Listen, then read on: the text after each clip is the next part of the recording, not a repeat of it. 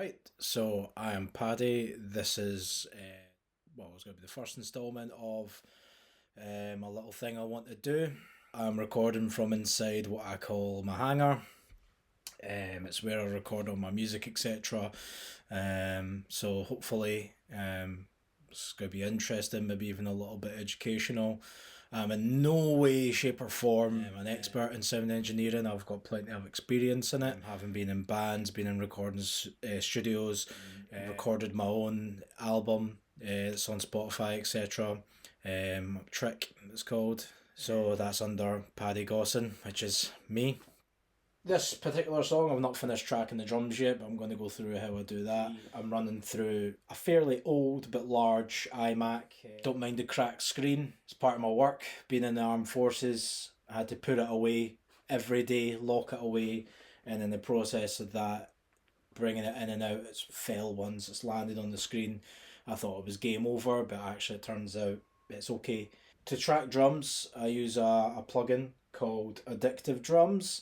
You can go through various different preset sounds, which are good because they not only come with the drum sounds, but they come with the ambient sounds. It makes the drums sound a little bit bigger, more present, more realistic.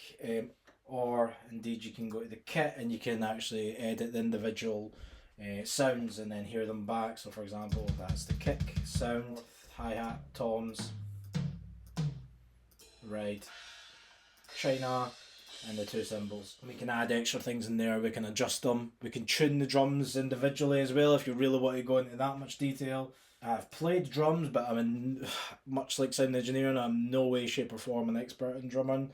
Drums, not my forte, so I wouldn't bother about with this. I like to go for the presets, what I find to sound good. If I want to make little changes here and there, maybe put a different snare in, for example, maybe put a different kick drum. But this is essentially how I do it. I highly recommend Addictive Drums. It's something I've used for all my recording that I've done here in Hangar. How I do this is I have the song which I've written on Guitar Pro, and I want to basically transpose this onto there. Highly recommend Guitar Pro for any songwriters out there.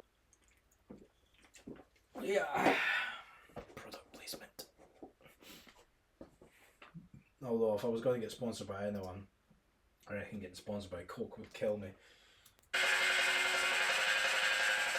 So this is going to be quite a quick one. I like to do when I'm working on songs, because I've got so much to work on at the same time just now.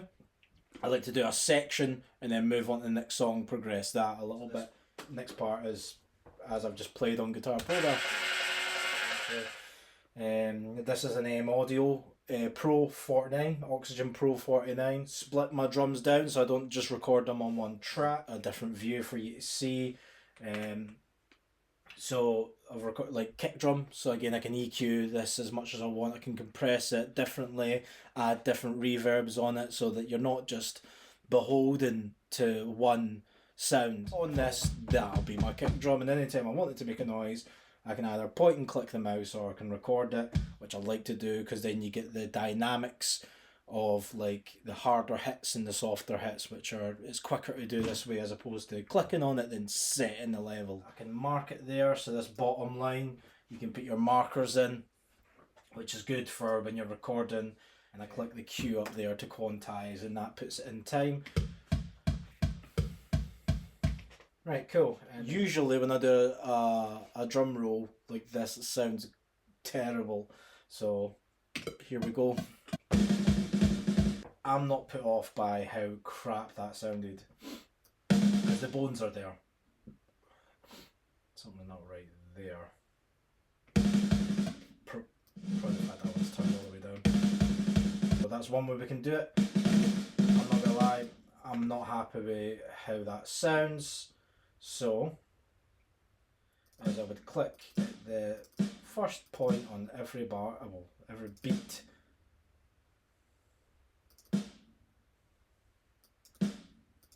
and these would be my loud notes.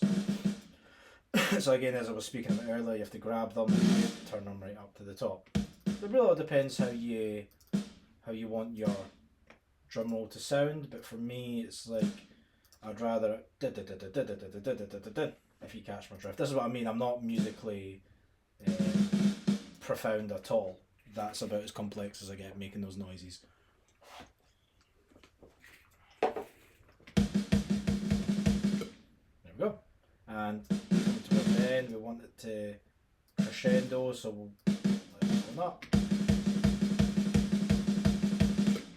Cool. And as I say, that's that section done. I'll go to Open, Project, Recent, and I've got the next one. Whilst we're waiting on that, oh, there it is. It's just loaded up anyway.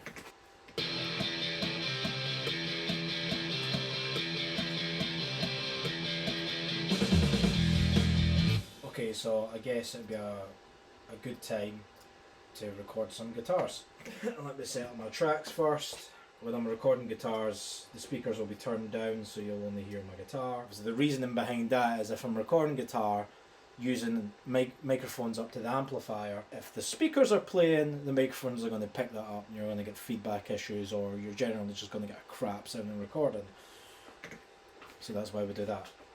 I am using a universal audio interface, if that ever loads. I don't get great internet out here. This is kind of my recording setup for guitars. I've got a Shure SM57 here.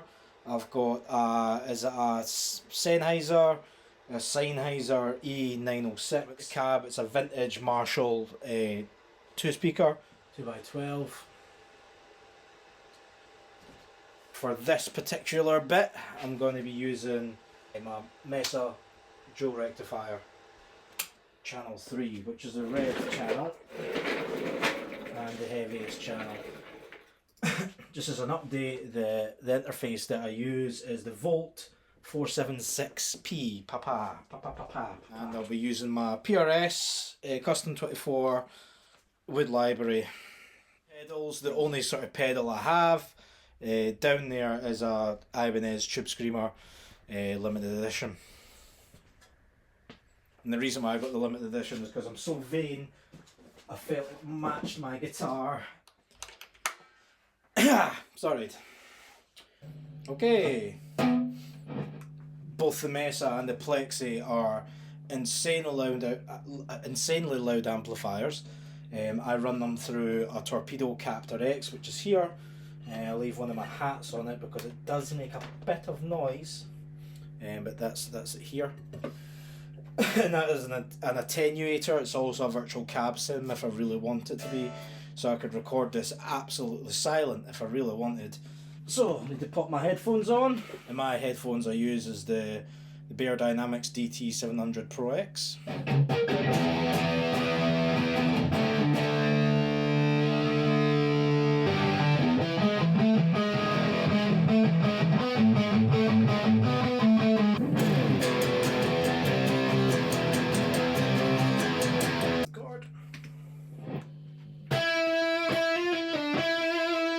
Play it right. Play it right.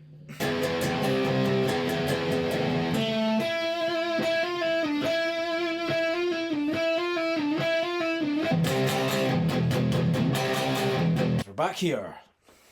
Is that where it was though? Right.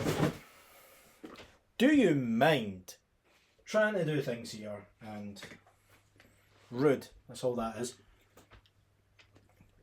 Name the tracks because I'm starting to pick up a bad habit of not bothering my too, so Paddy, oops. You can also put notes in as well, which I like to do. So I like to put notes in what I've used, what setting I've used, because it might come in handy for when you're mixing it.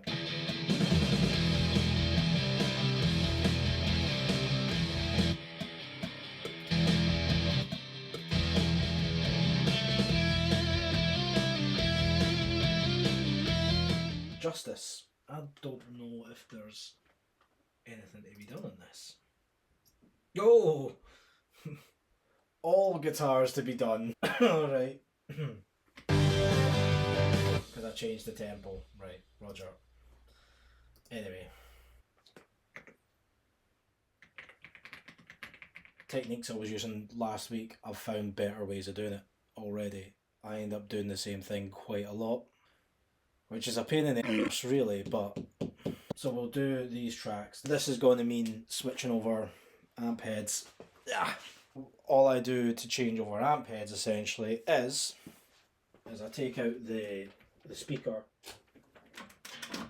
for the cab. It goes into the captor, and then we can put on the plexi. And obviously we'll need that moved to there. And that's us swapped over. I like to put it behind my arm as well so the cable doesn't get in the way. So the plexi will give a little bit of a more of a cutting sound. It's so loud. It's unbelievable. Because it's a vintage amplifier as well, there's no master volume. You've got your loudness 1 and your loudness 2, but they don't really affect the loudness. They affect the gain. The plexi doesn't have a channel selector, so it's just always loud. But if you roll right back on your volume, you get this absolutely lovely clean tone, which is like very crystal. It's beautiful.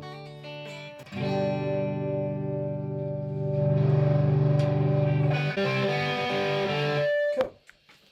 F*** off cable. No click track, eh? Just guess when it starts then, shall I? And the cable's just see me right off. Suck my balls, cable!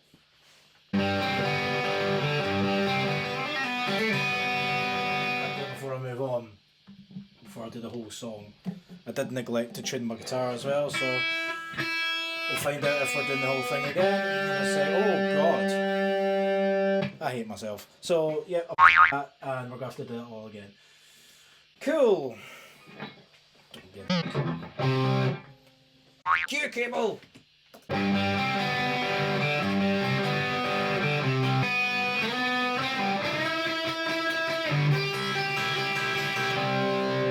Ah! Nope. Finger slipped. Yeah.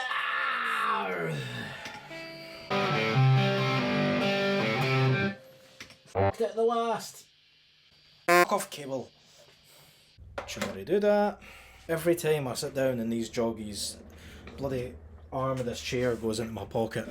One time I'm going to sit down and just be stuck with a chair in my pocket.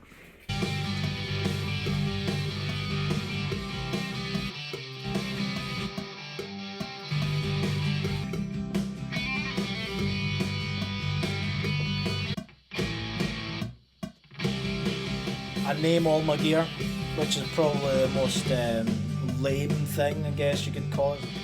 Sad. Tragic. Cool. I'm happy with that. We'll save in the dit about my gear, then I guess we'll call it a day there. Yeah, so I name things after certain people. The PRS I was using, that's named after my grandfather, Tommy. The plexi, because of the serial number, which is 1987X, it's the year in between myself and my sister's date of birth, so that's Kirsty. Why is that cable moving in the back? That was creepy. The Mesa named after my late father, because much like him, it can do anything and everything, and it's just amazing. I've got a, might as well show you, I guess. Yeah, Fender Strat. I call this Simon, and that's after the lead singer Biffy Clyro. And the last thing that I've named is after my partner Laura. This is a Harley Benton. We'll go through it, why not? And probably underestimate a guitar like this. I feel a sneeze coming.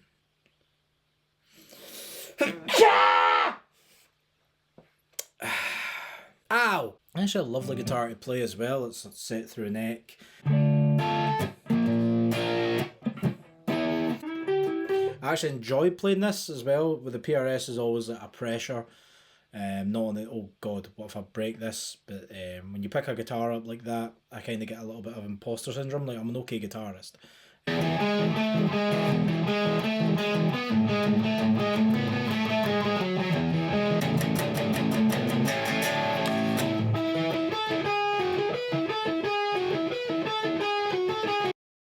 I've been Paddy. This has been the Hangar, and yeah, safe landing.